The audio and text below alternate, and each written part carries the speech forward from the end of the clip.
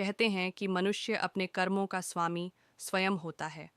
वह अपने ही कर्मों की विरासत पाता है और कर्मों से ही उत्पन्न अपने कर्मों के बंधन में बंधता चला जाता है।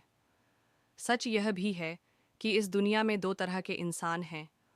एक जो यह मानते हैं कि भाग्य वाग्य कुछ नहीं होता और वे कर्म की प्रधानता में ही विश्वास करते हैं।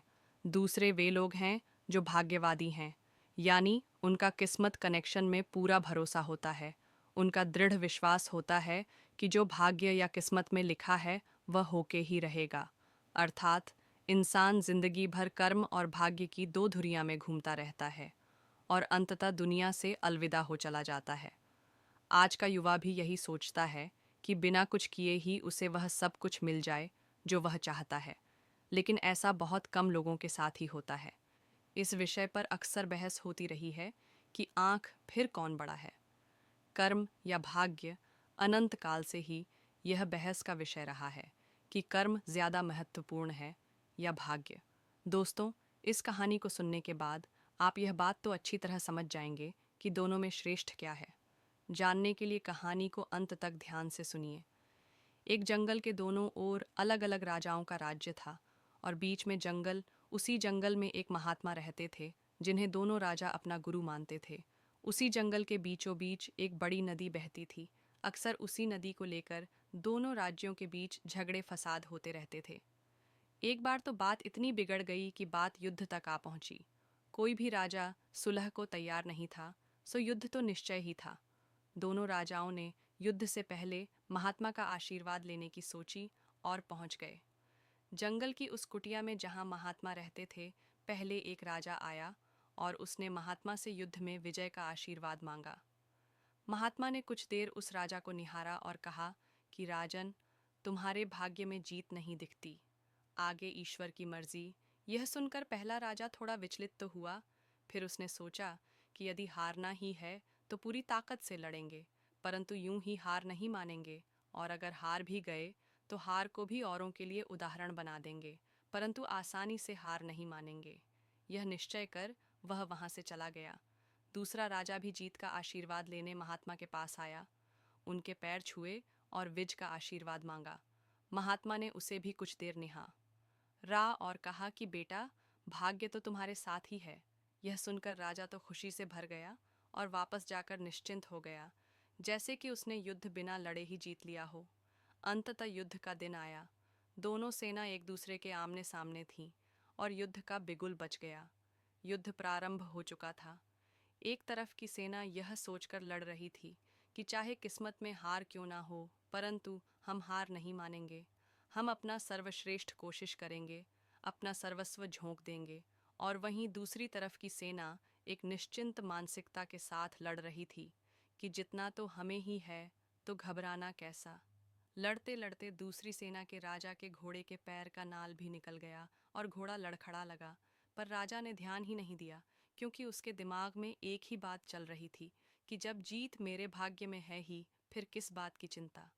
कुछ ही क्षण बाद दूसरे राजा का घोड़ा लड़खड़ाकर गिर गया, जिससे राजा भी जमीन पर गिर पड़ा और घायल हो गया, और वह दुश्मनों के बीच गिर गया। पहले राजा के सैनिकों ने उसे बंधक बना लिया एवं उसे अपने राजा को सौंप दिया। युद्ध का निर्णय हो चुका था। युद्ध का परिणाम बिल्कुल महात्मा की भविष्यवाणी के विपरीत था। निर्णय के बाद महात्मा भी वहां पहुंच गए। अब दोनों राजाओं को बड़ी जिज्ञासा थी कि आखिर भाग्य का लिखा बदल कैसे गया। दोनों ने महात्मा से प्रश्न किया कि गुरुवर, आखिर यह कैसे संभव हुआ। महात्मा ने मुस्कुराते हुए उत्तर दिया, राजन, भाग्य नहीं बदला, वह बिल्कुल अपनी जगह सही है, पर तुम लोग बदल गए हो। उन्होंने विजेता राजा की ओर इशारा करते हुए कहा कि अब आपको ही देखो।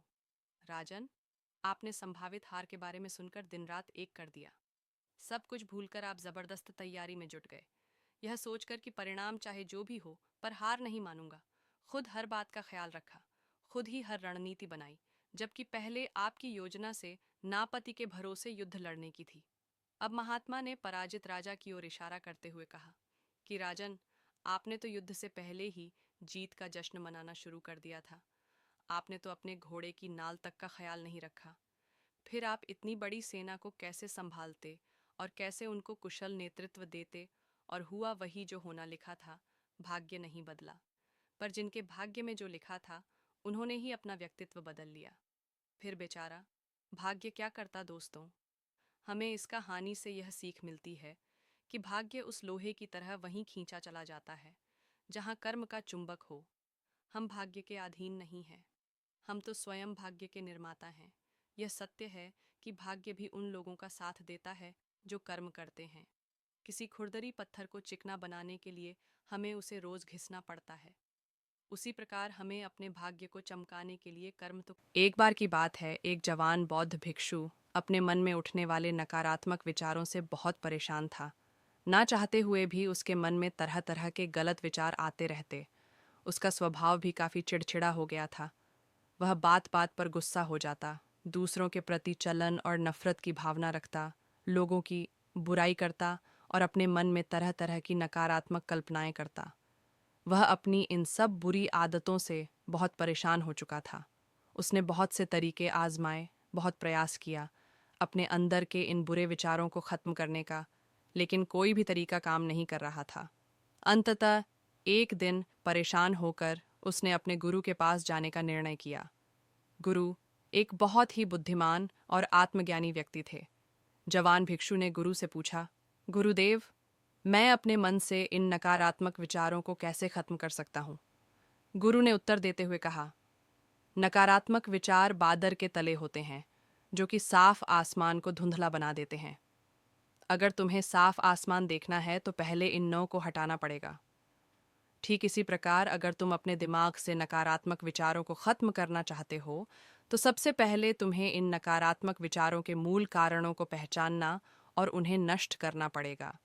जवान भिक्षु को गुरु की यह बात ठीक से समझ नहीं आई, तो उसने गुरु से इसे थोड़ा विस्तार से समझाने का आग्रह किया।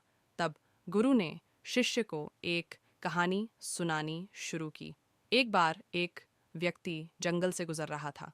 तभी उसे रास्ते पर एक सर्प दिखाई पड़ा।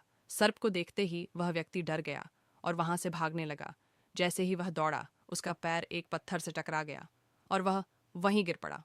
उसने खुद को बुरी तरह घायल कर लिया था। जब वह उठा और पीछे मुड़कर देखा तो पाया कि वहां कोई सर्प नहीं, बल्कि सर्प के आकार की एक लकड़ी थी जो कि रास्ते पर पड़ी हुई थी। यह देखकर उस व्यक्ति को महसूस हुआ कि उसे नुकसान पहुंचाने का कारण वह सर्प नहीं, बल्कि उसके खुद के अंदर बैठा डर और नकारात्मक विचार हैं, जिसने उसे घायल कर दिया। कहानी खत्म करते हुए गुरु ने उस जवान भिक्षु से कहा, मन के नकारात्मक विचार इस कहानी के सर्प की भांति हैं, जो तुम्हारी परेशानी का मूल कारण नहीं है, बल्कि तुम्हारी समस्या का मूल कारण तुम्हारे अंदर बैठा डरहीन भावनाएं और अतीत के बुरे अनुभव हैं, जो कि नकारात्मक विचार गुस्सा और देश के रूप में बाहर आते हैं।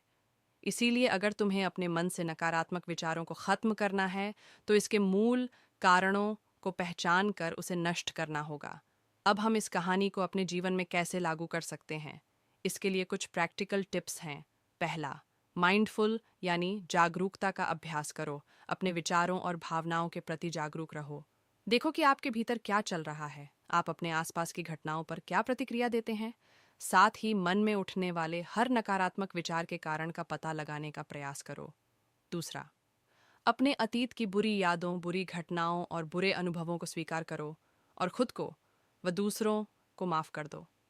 तीसरा, आभारी रहो। अपने जीवन के सकारात्मक पक्ष पर अपना ध्यान केंद्रित करो और आपके पास जो कुछ भी है उसके लिए इस ब्रह्मांड का आभार व्यक्त करो। आभार व्यक्त करना हमारे नज़रिए को सकारात्मक बनाता है और हमारे अंदर से नकारात्मक भावनाओं को खत्म करता है। चौथा, दयालु बनो, खुद के प्रति भी और दूसरों के प्रति भी, क्योंकि नकारात्मक विचार अक्सर अंदर ही अंदर खुद की बुराई और तुलना करने से पैदा होते हैं।